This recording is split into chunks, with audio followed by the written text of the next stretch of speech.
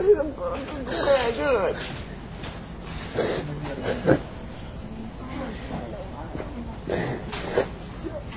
first week ko talagang 1 week. Muscle, parang nagpapakita ng muscle. Flex. Flex. This is my mom giving birth to my first Whoa. and she is a housewife. Nandun lang siya sa bahay, nag-take care sa amin kasi maliit kami. I have 5 siblings, so 6 kami lahat. So, like, she doesn't have time enough for herself. For us, she doesn't put makeup. She's simple. Wait.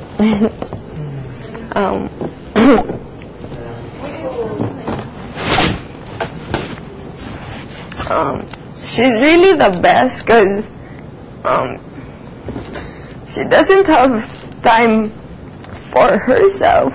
Like, binibigay niya lahat ng time para sa amin. She's really caring, understanding, lahat. I've learned a lot from her. Yung mga kwento niya sa buhay.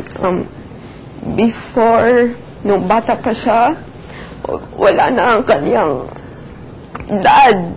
Namatay na, like, hindi niya na-meet yung dad niya. At saka yung mom. So, lumaki siya sa kanyang aunt. But then she's really hardworking, lahat. She's like, ginagawa niya lahat para sa kanyang sarili, ganun. She won like Miss Mandaue, Miss Cebu, ganun, mga pageant. She's really the best. I wanted to follow her footsteps. I wanted to be like her, ganon, guys. Ganon, she's really the best. Ginagawa niya lahat. And yun, she's really pretty. Mas maganda pa sa akin. Ganon, And then, happy moments namin.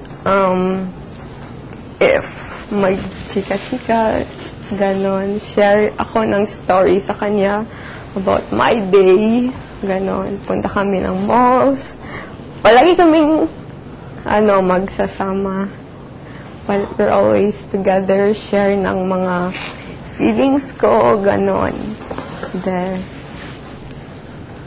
And then, sad moments, there was this time when nag-share siya sa akin ng isang problema, like, makita mo talaga sa kanyang mga mata na yung malungkot, ganon, pero hindi ko na lang i-share if ano yung problema niya.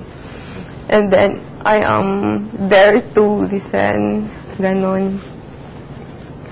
Yun, and then, she's always there. She's like my best friend or ganon. Mag-give siya ng advices, really good advices. Yun. And I love her so much. What's the best advice na nakuha mo sa mama?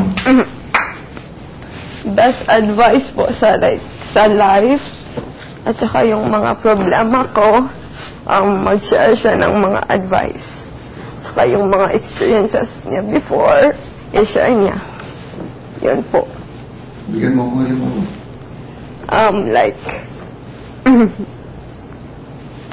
Like, we have to work hard if gaano kahirap ang buhay kasi before, like, talagang mahirap siya, ganon, yung mga experiences niya. And then, gusto rin niyang maging independent kami. And then, yun po. Tapos,